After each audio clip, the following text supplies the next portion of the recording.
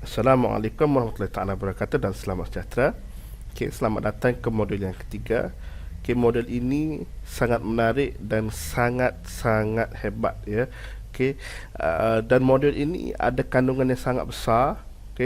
Oleh itu saya terpaksa melakukan modul ini dalam dua bahagian. Dan dalam modul ini anda akan pelajari bagaimana membuat persediaan EQ, menarik impian menjadi kenyataan dengan hanya menggunakan minda anda. Dan ini adalah ilmu baru, sebenarnya ilmu baru yang sangat baru untuk anda. Kalau anda mungkin anda sekali imbas anda lalui untuk modul ini, anda mungkin akan tergamam sebentar, kerana informasi yang akan anda terima ini mungkin pada peringkat awalnya anda rasa macam tak logik. Tetapi ini setiap kajian, setiap apa yang telah saya sediakan untuk anda ini akan anda pelajari dalam modul yang ketiga adalah kajian-kajian yang dilakukan oleh saintis-saintis. Dan ini terbukti dengan daripada pakar-pakar neurologi, pakar-pakar minda, dan sememangnya ia akan memberikan impak yang terbesar dalam hidup anda seperti mana apa yang telah saya alami sendiri di dalam kehidupan saya. Mungkin dah tak sabar lagi, jom kita terus pergi ke dalam modul yang ketiga ini. Dalam formula utama kita, mungkin anda masih ingat lagi formula utama kita, minda pergi kepada perasaan, pergi kepada tindakan, menghasilkan kepada hasilnya. Kalau anda mungkin anda perasan ya, bahagian EQ ni berada di bahagian mana? Bahagian EQ ini akan berada di bahagian perasaan.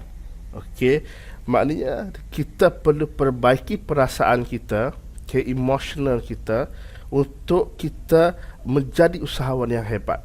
Maknanya kalau kita perbaiki minda sahaja tidak mencukupi, tapi kita perlu perbaiki minda kita dan perasaan, barulah ia selari untuk memberikan impak yang terbesar, perubahan yang drastik kepada kehidupan anda. Sebagai contoh, kalau kita lihat sebuah pokok, sebuah pokok yang besar, mungkin pokok mangga, pokok rambutan, kan pokok besar-besar kalau tengok di hutan, pokok balak dan sebagainya. Pokok ni mempunyai daun yang lebat. Kalau tengok kan, daun lebat, buah-buah pun banyak, kan, buah rambutan sedap dan sebagainya. Tapi anda tahu tak apa yang menjadikan buah-buah ini sangat sedap, sangat lebat, sangat subur dan sebagainya? Apa yang menjadikan pokok ini subur? Boleh bagi jawapan tak? Sebenarnya yang menjadikan buah-buah itu sihat, buah-buah itu subur, bukannya terletak kepada buah itu sendiri, tetapi ia terletak pada akarnya. Kalau kita lihat ya, kalau contoh sebuah pokok bunga yang diletakkan di dalam pasu, apabila akarnya tidak boleh berkembang, pokok itu tidak membesar dengan sebaiknya dan ia akan terbantuk pembesarannya. Malah bunganya juga kalau tak dibaca dengan betul tidak akan berbunga dengan lebat. Tetapi kalau pokok itu anda letak dalam tanah, akar itu boleh menjalar sejauh yang mungkin, menjadikan pokok itu kuat, besar dan menghasilkan buah ataupun bunga, daun yang lebat. Masuk akal kan? Maksudnya kalau kita sebahagian orang hanya tumpukan kepada hasil, pada buahnya, pada bunganya, pada daun yang lebat, pada dahan yang besar, tapi orang tak fikir apa yang di sebalik daripada yang menghasilkan pokok yang besar itu adalah akar pokok itu yang tanpa henti menggali tanah-tanah dengan batu-batuan di dalam tanah itu, berusaha keras untuk menjadikan hasil yang terbaik bagi sebuah pokok itu. Sebab itulah orang ni kadang-kadang orang fikir nak buah yang sedap dalam kehidupan dia, dia nak hasil, dia nak duit yang banyak, kereta yang besar, dia nak rumah yang besar, dia nak kehidupan yang selesa, hidup relax, tetapi dia terpinga-pinga. Kenapa dia dah buat segala apa yang terbaik untuk dia mendapatkan hasil yang dia idamkan tu, tetapi tak berubah-ubah juga, dia terpinga-pinga. Sama juga dengan konsep pokok yang saya cuba tonjolkan di sini. Maknanya kita kena siramkan akal kita. Kita perlu baja akal kita. Kita perlu sediakan minda kita, perlu sediakan emosi kita. Barulah kita boleh menjana pendapatan yang lumayan dalam kehidupan kita.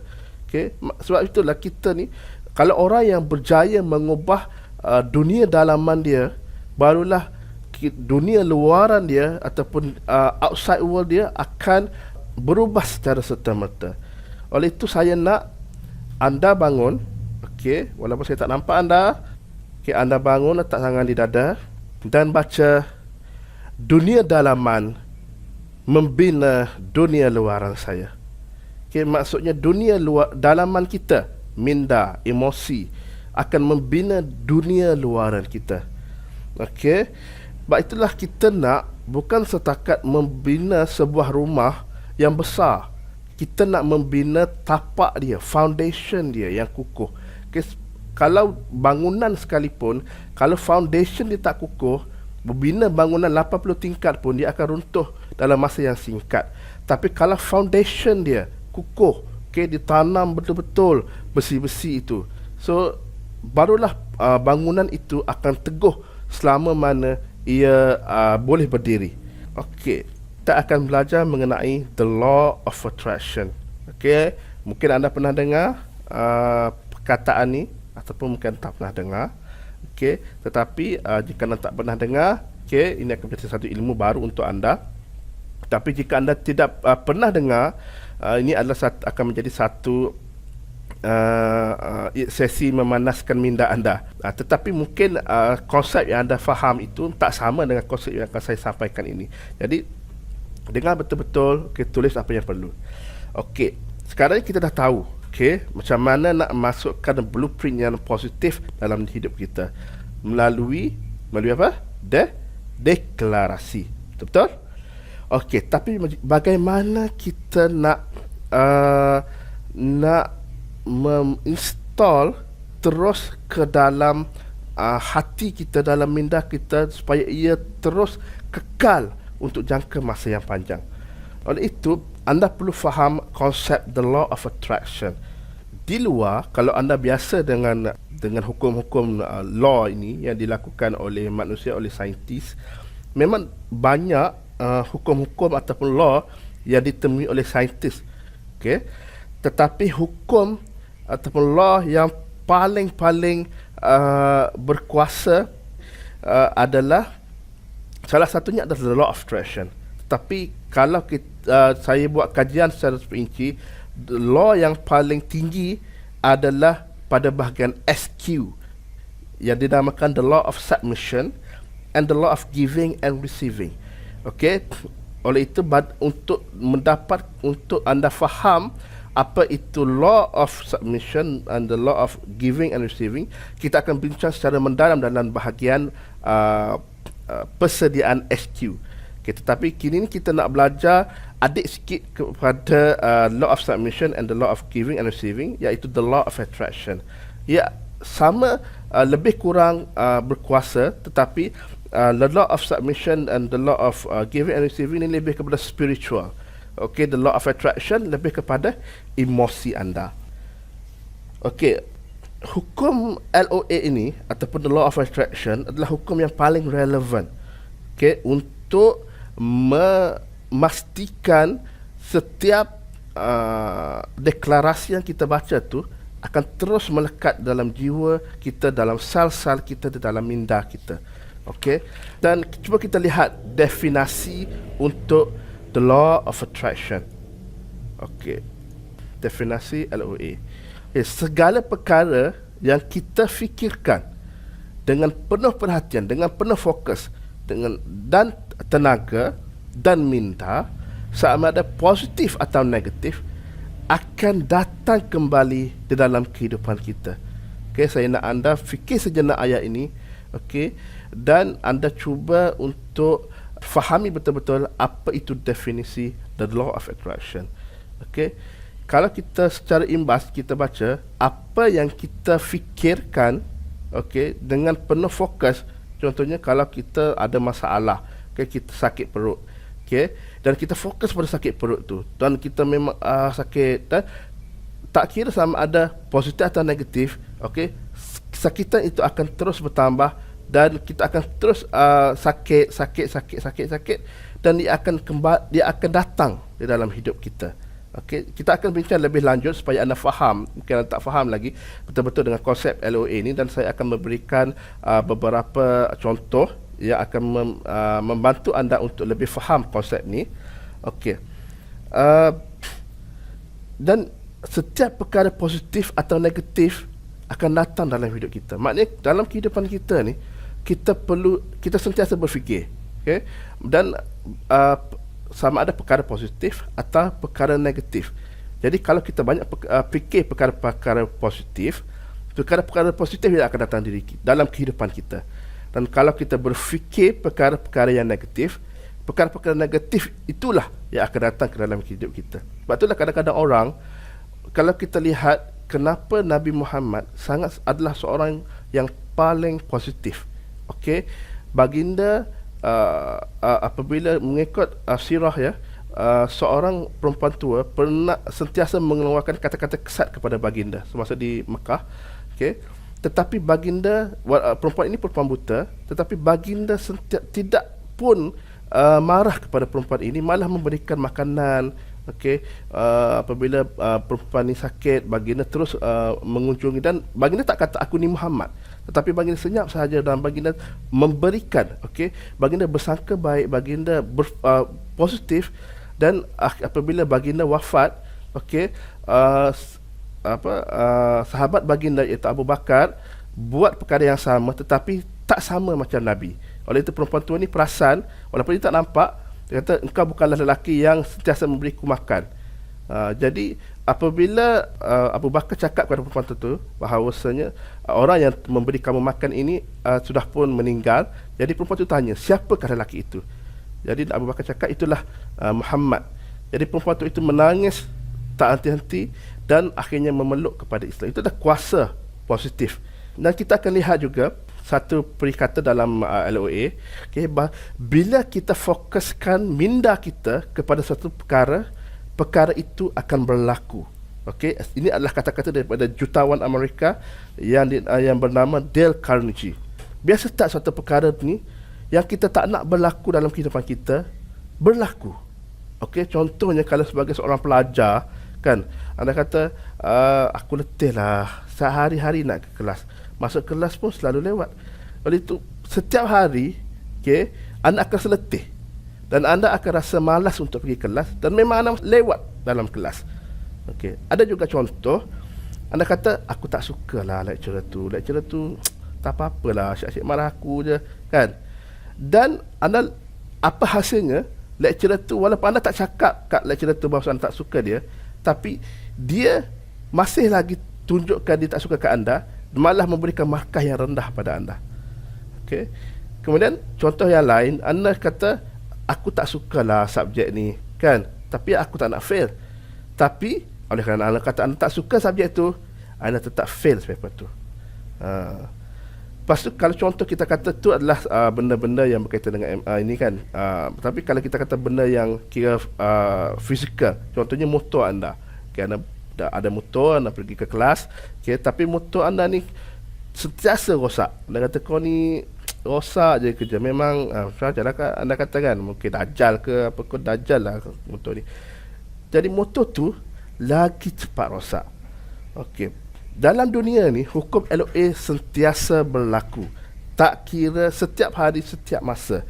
Sebagai contoh, kalau kita lihat kita dengar dalam berita, okay, sebagai contoh berlaku di Malaysia, pesawat terhempas. Okey, dan tiba-tiba kejadian yang sama berlaku, tetapi di negara lain. Kadang-kadang ada kita dengar di Taiwan berlaku, okay, di Jerman berlaku. Okay, kenapa? Kerana apabila manusia sentiasa berfikir, oh pesawat jatuh, aku takutlah nak naik flight ni, kerana takut terhempas lagi. So benda itu apabila walaupun tidak jauh berbeza dengan lokasi, geografinya dan sebagainya, kapal terbang pun lain-lain, tetapi ia tetap berlaku. Okay? Dan juga kalau kita kata jenayah, okay, contoh jenayah buang bayi, okay, Kalau jenayah bom bayi itu tiba-tiba hot kan dalam media, dalam berita, tiba-tiba banyak je berlaku gejala bom bayi. Contoh yang lain, gejala ragut. Okey. Contohnya ada gejala ragut berlaku. Tiba-tiba banyak je berlaku gejala-gejala ragut ni. Kenapa? Ini kerana sebab orang fokus. Okey, apabila kita fokuskan minda kita pada satu perkara, tak kira positif atau negatif, perkara itu akan berlaku. Lihat, memang konsep the law of attraction ni akan berlaku walaupun anda percaya ataupun tidak. Okay, anda terima atau tidak konsep ni, tapi ia tetap berlaku. Okay, ada cara ke kita nak ubah? Ada. Tapi anda kena faham sendiri konsep ni. Okay, kalau anda tak faham sekalipun konsep ni, okay, anda tak boleh tolak konsep ni ke tepi. Okay, contohnya anda tak faham bagaimana elektrik berfungsi. Kan? Macam manalah lampu kita boleh menyala. Macam manalah wayar-wayar tu boleh hantar kan elektrik. Tapi anda tidak menggunakan setiap hari. Kan? Maknanya anda boleh memasak dengan menggunakan elektrik, tetapi anda juga boleh dimasak oleh elektrik itu sendiri kalau anda terkena renjatan elektrik. Betul-betul? Okey. Maknanya bukan anda tertanya-tanya, okey. Maksudnya segala masalah ni yang hadir dalam hidup saya ni berlaku disebabkan oleh diri saya sendirilah. Saya nak kata sekarang ini, yes, anda menarik segala masalah, segala kesedihan, segala kemarahan itu ke dalam hidup anda. Okey, memang anda susah nak terima ni. Aku ni adalah mangsa keadaan lah, sebab mana ni benda luar. Kan, ayah anda macam ni, cik guru anda macam ni, lecturer anda macam ni, kawan-kawan anda macam ni, semuanya salah orang lain. Okay, sebenarnya diri anda sendiri, ia bermula daripada diri kita. Ingat, dunia dalaman saya mencipta dunia luaran saya. My inner world create my outer world. Maknanya apa yang anda dapat di sekeliling anda adalah hasil daripada diri anda sendiri. Ada tak konsep ni yang dikatakan di dalam Islam ni? Kan kita kata ni konsep the law of attraction. Nama dah the law of attraction, datang daripada barat. Okey, apabila saya lakukan kajian secara perinci, hukum ini memang ada dalam Islam. Okey, sejak beribu tahun lagi.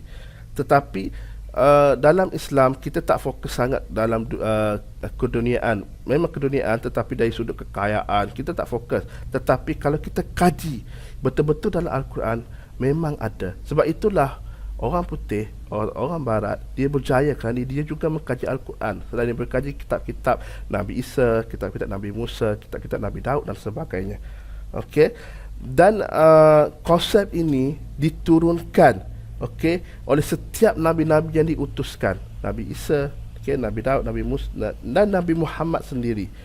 Okey, dan orang putih memang mengkaji, sifat mereka untuk mengkaji. Okey, Nabi Muhammad juga pernah bersabda tentang hukum ini. Okey, kita lihat sendiri. Allah pernah Allah pernah berfirman, aku mengikut sangkaan hambaku kepadaku, maka terserahlah dia hendak menyangka apa yang disukainya terhadap aku. Okey, riwayat Ibnu Abi Dunya. Tapi kalau kita lihat dengan satu skop yang lebih narrow, dengan lebih terperinci, kita lihat aku mengikut sangkaan hambaku. Bukankah itu the law of attraction? Maknanya apa yang kita fikirkan, itu yang kita dapat. Okey, contohnya kalau kita nak benda tu, walaupun kita sedih, kan, kita marah kat orang tu, kita marah kat dia, jadi orang tu juga akan marah kat kita. Okay. Walaupun kita tak cakap kat dia, tapi itulah yang Allah berikan kerana kita fokus kepada kemarahan tu. Okay. Kalau kita, sebab tu kita kena ubah. Okay. Kita kena fikir positif. Okay. Dia ada step-step yang kita kena follow. Okay. Dalam ayat Al-Quran yang lain, okay, dalam surah Al-Zalzalah ayat 7 hingga 8 berbunyi, maka sesiapa yang mengejarkan kebaikan seberat zarah, nescaya dia akan melihat atau mendapat balasannya. Okay, maka sesiapa yang mengejarkan kejahatan seberat zarah, nescaya dia akan mendapat balasannya. Okay, ini bukan setakat melakukan kesalahan. Okey, contohnya mencuri ke, merogol orang ke, ataupun membuat kesalahan yang kita berkata dosa. Okay, tetapi juga kalau kita tengok dengan skop yang lebih besar, Maknanya apa yang kita fikirkan positif, itu yang kita akan dapat. Jika kita berfikir perkara-perkara yang negatif, itulah yang juga kita akan dapat. Okey, betul tak? Bukankah itu adalah law of attraction? Okey, saya ni menggunakan dalil Allah je kan? Okey, tak apa ke? Adakah saya ni hanya menggunakan ayat-ayat Allah ini? Cuba kita lihat dan pada bumi ada tanda-tanda yang membuktikan keesaan dan kekuasaan Allah bagi orang-orang yang mahu mencapai pengetahuan yang yakin, dan juga pada diri kamu sendiri. Maka mengapa kamu tidak mahu melihat serta memikirkan dalil-dalil dan bukti itu?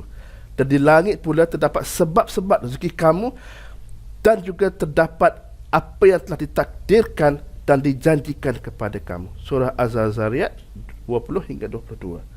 Okay, maknanya di sini kita kena mengkaji. Itulah sifat Islam yang sudah pun terkubur sejak lamanya. Kita ni dah asyik ikut apa yang orang buat, sedangkan kita tidak mahu mengkaji diri kita sendiri.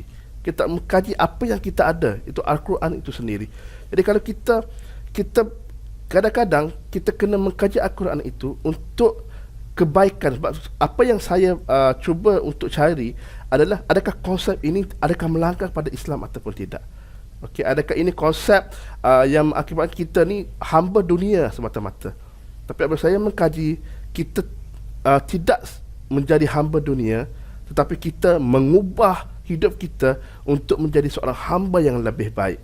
Sebab itulah kita mencari ayat-ayat Allah, dan kita gunakan ayat-ayat itu untuk menjadi penguat bahawa teori the law of attraction ini benar-benar ada dan kita boleh aplikasikan dalam kehidupan kita. Okey. Sebab itulah saya kata sebelum ni, kita kena dapatkan ilmu tak kira ia dasar daripada mana. Okey. Cuma kita kena elakkan kalau ilmu itu takut-takut terpesong. Okey, kalau tak terpesong, insya-Allah kita boleh terimanya. Okey. Kalau kita lihat pun dah memang Allah sebut tentang the law of attraction secara tidak langsung. Lalu kita kaji dan kita kata insya-Allah ia akan mengubah hidup anda sebagaimana ia mengubah hidup saya, dan ia mengubah ramai lagi orang di luar sana. Okey. Dan konsep LOA ini, okey, bukan setakat diterima oleh dunia barat saja. Sekarang ini orang Islam sendiri sudah mula menerimanya. Jadi, kalau kita tak nak terima, rugilah. Okey. Jadi anda dah faham konsep the law of attraction. Okay, mungkin anda dah boleh terima apa itu konsep the law of attraction. Satu persoalan. Okay, jadi saya kena kawal ke fikiran saya setiap masa? Penat tu. Nak kena kawal kan? Nak fikir benda positif je. Tak boleh fikir negatif ke? Okay, memang mustahil kita nak kawal setiap idea-idea atau fikiran-fikiran yang datang ke dalam minda kita. Kerana kadang-kadang tu kita berfikir secara automatik. Ia bukannya kata aku nak berfikir tentang ni, aku nak berfikir tentang ni. Kerana ia kadang-kadang aku teringat benda ni, dan kita pun teringat kembali kisah-kisah kesedihan ke, nak marah ke kan. Kita nak fikir benda lain tapi kita jadi terfikir benda-benda itu. Itu adalah lumrah. Okey. Kerana mengikut kajian yang dilakukan oleh saintis, kita berfikir sebanyak 60,000 kali setiap hari.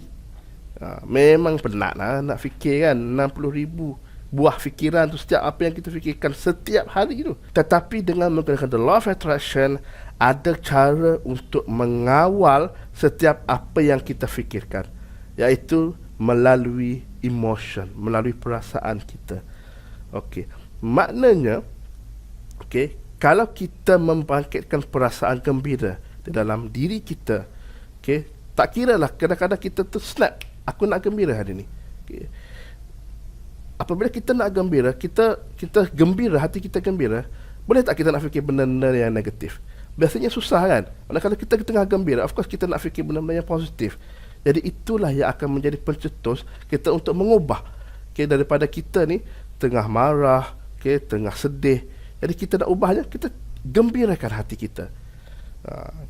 Sebab itulah dalam formula kita, minda menghasilkan perasaan, tindakan dan hasil. Oleh itu, perasaan merupakan salah satu komponen penting untuk kita mencapai cita-cita kita untuk menjadi usahawan yang berjaya. Okey, dalam diri kita ada dua jenis perasaan. Okey, perasaan baik dan perasaan buruk. Kan? Perasaan yang baik dipanggil husnuzan dan perasaan buruk dipanggil suudzon. Kan? Perasaan buruk seperti marah, kan, sedih, benci, dendam, bersalah, kan, ia tidak akan memberi kekuatan pada kita. Ia akan melemah dari kita. Kalau kita rasa marah satu hari, kan kita marah pada waktu pagi tu, boleh dia kata satu hari tu kita akan down. Kita akan tidak produktif. Okey. Tapi kalau kita gembira, kita happy, kita tenang, kita syukur, kan, kita dalam cinta. Kalau anda sedang bercinta, apa yang anda rasa? Setiap hari berbunga-bunga je, kan? Sebab itulah ia memberikan kesan atau kuasa yang membina di dalam hati kita. Sebab itulah, okay, dalam kajian, okay, apabila emosi kita sedang menurun, akal kita akan menaik.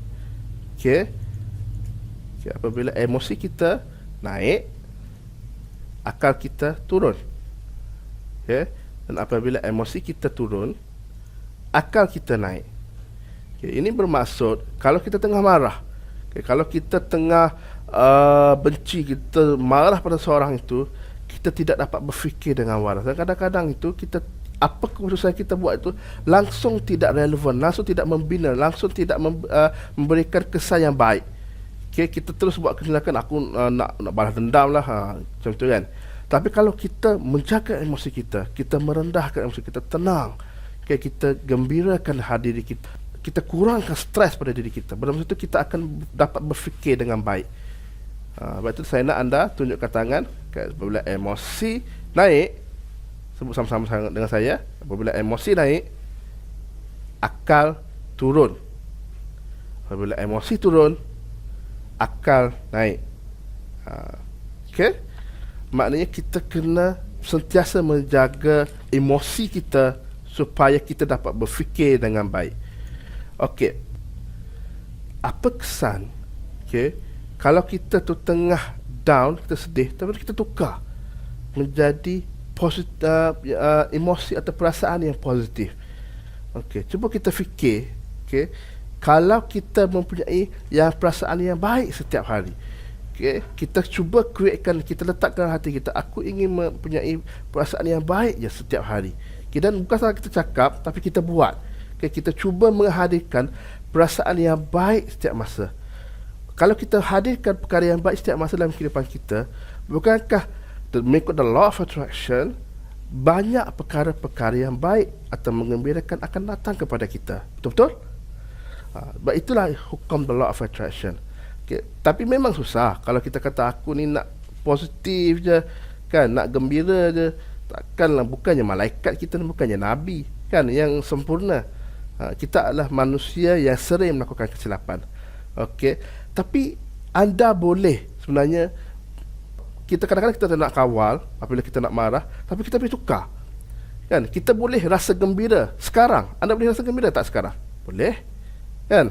Anda boleh rasa sihat tak sekarang? Okey, anda boleh rasa semangat tak? Anda boleh rasa yakin tak? Anda rasa lebih kaya tak? Benda sebab kerana emosi kita ni, perasaan kita boleh ubah. Okay? Dan kerana kita yang mengawal kehidupan kita. Okay? Apabila dunia dalaman kita, inner world kita ni dipenuhi dengan perasaan yang positif, insya-Allah Allah akan memudahkan setiap doa-doa kita. Okay? Sebab itulah, okay, hamba yang paling dicintai Allah adalah yang paling terpuji akhlaknya. Okey, ini adalah hadis Nabi. Okey, maknanya hamba yang paling dicintai Allah adalah yang terbaik. Bukankah kita itu adalah satu amalan yang akhlak yang baik? Maknanya kalau kita mempunyai akhlak yang baik, kita positif. Positif itu adalah akhlak yang baik. Jadi apabila kita menjadi mempunyai akhlak yang baik, sifat-sifat yang positif, kita cuba hadirkan, semakin lama semakin banyak perasaan yang positif, kita akan menjadi hamba yang disukai Allah. Apabila kita meminta daripada Allah, Allah akan, insya-Allah Allah akan memudahkan, apa yang kita nak. Macam tu. Okey. Kalau emosi atau perasaan anda jatuh, okey, disebabkan satu-satu masalah, okey, anda boleh mengubah serta-merta. Okay, dengan cara, cubalah kalau contoh anda tengah dengar, anda duduk dalam kereta ataupun anda tengah duduk ke depan komputer dan tengah sedih kan, cuba pasang lagu-lagu yang semangat. Okay, lagu-lagu yang membangkitkan perasaan cinta, okay, perasaan happy. Jangan pasang lagu pilu sepilu pilunya, jangan macam tu. Carilah lagu-lagu macam Faizal Tahir, gemuruh ke gemuruh jiwa, kan, macam tu. Maknanya kalau kita dengar lagu-lagu yang semangat ni, kita akan terus, emotion kita akan shift. Okay. Lepas tu anda kena kosongkanlah minda tu. Janganlah fikir lagi perkara-perkara yang negatif tu. Okay, kita shiftkan perasaan kita. Okay. Antara cara lain untuk menghilangkan perasaan yang tengah lemah ni adalah dengan kita menghadirkan memori-memori indah. Okay, contoh ada tengah down, ya Allah sedihnya, aku hari ini fail paper tu. Okay, tidaklah peperiksaan, mungkin ujian. Okay, tak ada peperiksaan lagi tapi ujian tu fail. Okay, macam mana lah aku nak exam nanti. Okay, anda boleh cuba.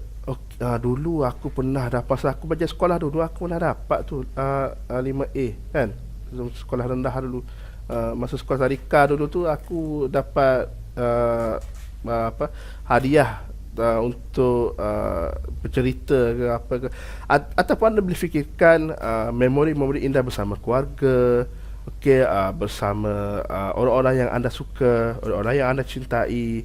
Okey, block. Okey, anda pada masa tu apabila anda nak menghadirkan memori-memori indah tu, block perkara lain, block perkara-perkara yang negatif tu. Jangan fikir, just fikir tentang memori indah tu je. Okay, fikir, ya Allah bestnya aku jalan-jalan hari tu dengan keluarga, dengan adik-adik kan, bestnya kan aku dapat buat baik pada ibu ayah aku, bestnya ayah aku pun gembira masa aku dapat 8A di dalam peperiksaan dulu. Okey, dan sebagainya lah. Okey, saya jamin apabila anda lakukan itu, perasaan anda akan bertambah baik. Setakat itu saja untuk bahagian pertama untuk modul persediaan emosi ini. Pada saya kata ini adalah satu masa yang panjang diambil. Okey, di dalam bahagian yang kedua kita akan belajar 3 peringkat untuk memastikan, untuk mempercepatkan proses tarikan kekayaan dan kejayaan dalam hidup kita. Okay, ada 3 peringkat. Berapa peringkat? 3 peringkat. Oleh itu, anda boleh buka bahagian yang kedua sekarang, ataupun anda boleh tengok dahulu. Mungkin anda nak belajar lebih lanjut, anda nak faham lagi apa konsep LOA ini, anda boleh lihat balik untuk modul yang untuk bahagian yang pertama ini. Okey, setakat ini sahaja untuk bahagian yang pertama. Jumpa di dalam bahagian yang kedua nanti. Assalamualaikum warahmatullahi wabarakatuh.